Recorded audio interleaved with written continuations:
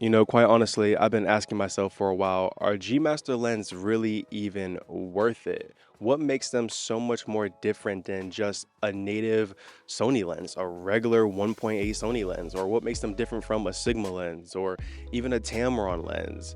What sets the G Master lineup so apart to where it costs the price tag that it does, and is it even worth it? For this video, we're going to talk about 5 things that I look for in any lens before I make the purchase. First thing that I like to look for in any single lens before I make a purchase is the autofocus. I use a Sony camera and the autofocus for Sony is phenomenal. Therefore, I want a lens that can keep up with Sony's autofocus. And the G Master lineup, it does that job. I do give it those points, but compared to another lens that's not a G Master, I think they're neck and neck. I don't think it's too far off depending on what lens that you're using.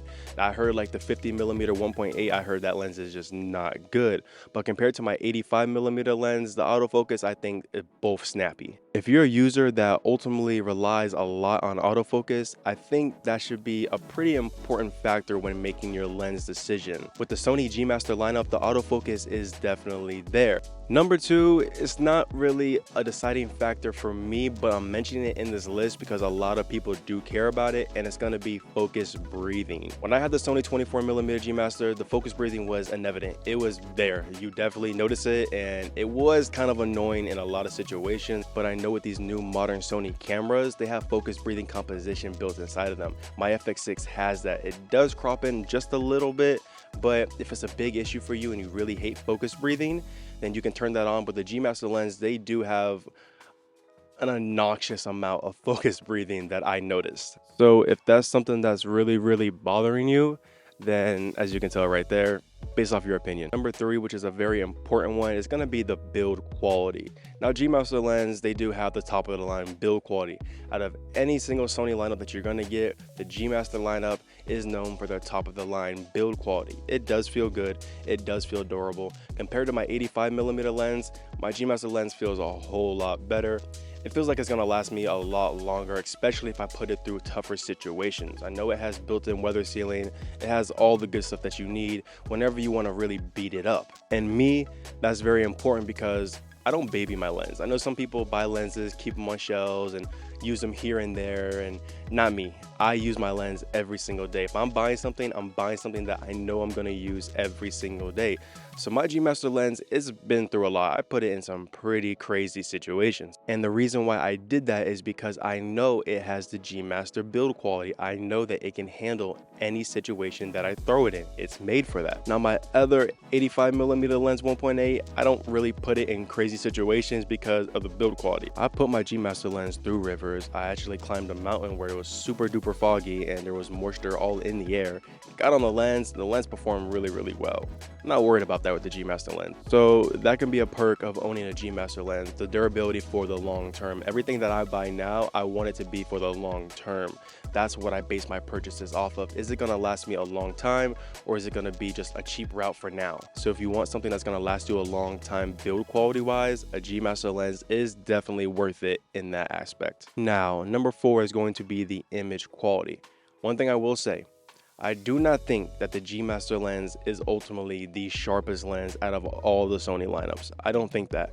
I think the regular 1.8 Sony lenses are just as sharp. I actually tested out my 85mm 1.8 versus a G Master 85mm 1.4. And to my surprise, my lens, the 1.8, was a lot sharper than the G Master, and the autofocus was a lot faster than the G Master. And because of that, that's the reason why I'm making this video, because my 85 1.8, I only paid, I think it was almost 400, around 390 something ish is what I paid for it. And the G Master is around $1,300, same as my 35mm.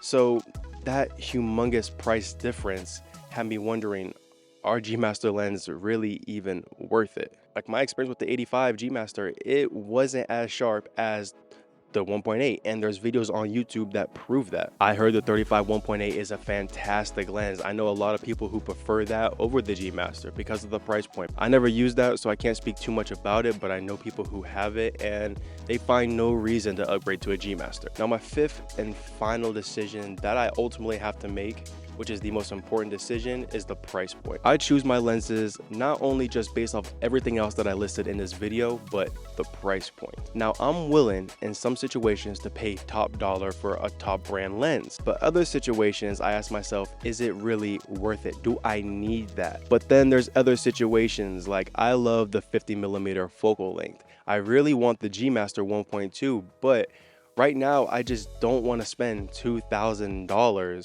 on the G Master lineup. Not right now. And I know that there's other brands out there like Sigma that make a 50mm, and it is ridiculously sharp, and it's not even half the price point. It is way cheaper than the G Master. Don't go out here just buying every single G Master lens because it says G Master on it. There's other lenses that are just as good as the G Master, if not even better. Well, I really hope you did enjoy today's video. I just wanted to give you 5 things that I personally look for when I'm thinking about buying another lens. Instead of me just saying, okay, I want to have a full arsenal full of G Master lenses, when I'm looking at other brand lenses or even just another native Sony lineup lens, I look at those 5 things and they help me ultimately make my purchase decision. So are G Master lenses really worth it? Yes, absolutely, indeed. They are phenomenal, and you definitely should own 1 or 2. I think that if you have a focal length that you know is your favorite, I feel like you should get that in a G Master lens. And everything else that you use that's okay, sometimes you use them, sometimes you don't use them, I don't suggest that you get them in a G Master unless you have the money for it. If you know a 85 is your favorite, get that in the G Master.